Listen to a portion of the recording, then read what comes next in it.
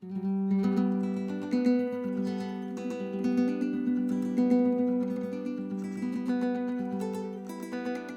starting off on Monday, we've got that industrious Virgo moon that I love so much. I just get a lot of work done when the moon is in Virgo.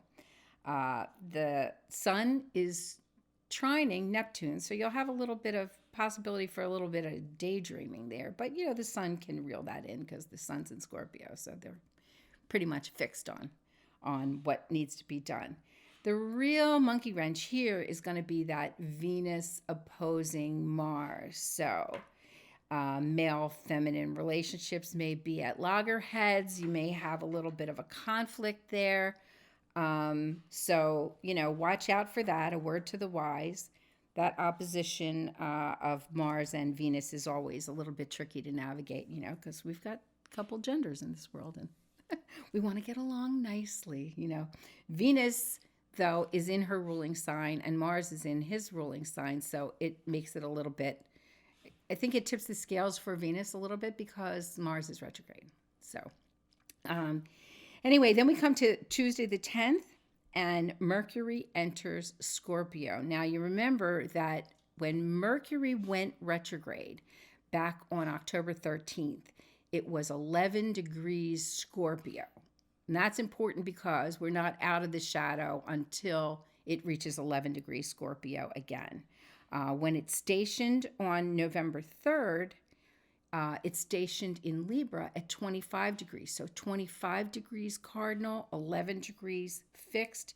These are sort of trigger points. So if you have these in a prominent place in your chart, just be aware how Mercury is going to be impacting that. But thank goodness Mercury enters Scorpio because that means it's on its way. And we have a lovely sun trine moon that day. And still that moon in Virgo. So you still will be able to get your things done and really with a renewed kind of concentration with that Mercury in Scorpio. The next day is pretty much an open slate. The moon goes into Libra early in the morning and is well aspecting the Mars and the Saturn. And there's no primary aspects on the line, so that's a little bit of a break from the turbulence of Mercury entering Scorpio. The next day is a little bit busy. We've got that Libra moon still, and we've got Jupiter conjunct Pluto. So could be good, could be bad. Jupiter makes it bigger, and Pluto, wherever Pluto is in your chart right now, I think it's been in Capricorn forever. And so we're hoping that I feel like the Jupiter with the Pluto adds an optimism to structural things, because they're both in Capricorn.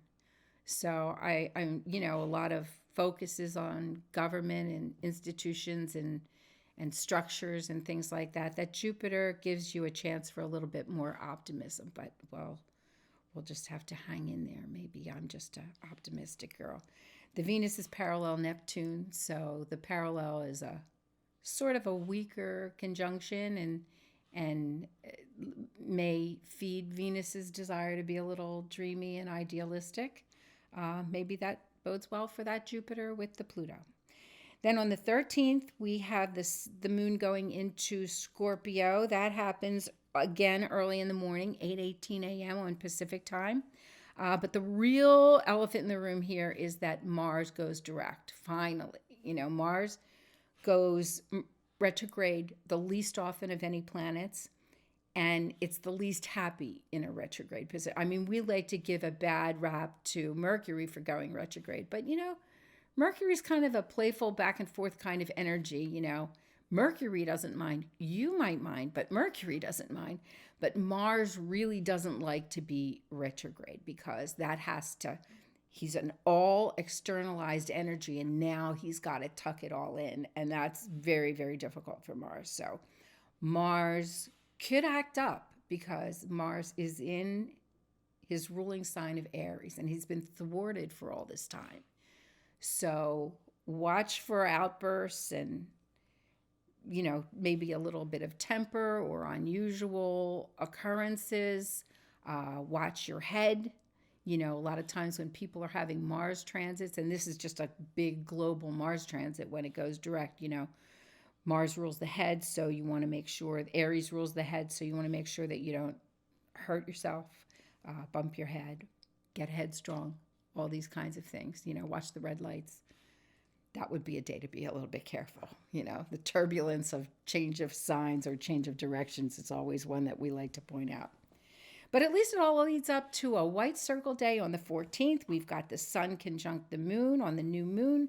We've got the sun sextile Jupiter, and we've got the sun sextile Pluto. So that Jupiter-Pluto conjunction is now affecting the sun by sextile. And all just looks like putting everything into a more positive light. Even the new moon is wonderful because it resets all the emotional and physical tug of war that the sun opposite moon sets up. When you have them in the same sign again, it's like a reset, a new starting point. And then we end up on the 15th, the moon goes into Sag. We've got a sun parallel moon, but the other aspects are unfavorable. Below the line, we've got a Mercury-Pluto square. And, oh, I'm sorry, that's Venus. It doesn't have the little ears. Venus-Pluto square. That's why I need the glasses.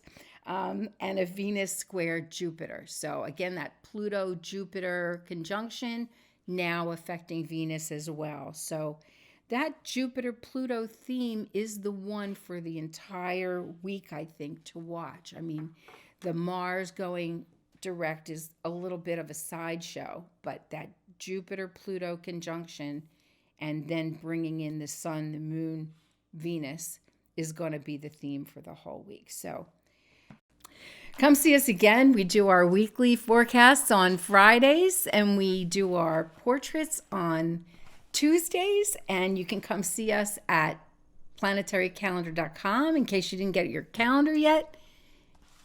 And if you like these forecasts and you like our portraits, please subscribe to our channel so that we can keep bringing them to you on a regular basis. We love your comments too. Have a great week.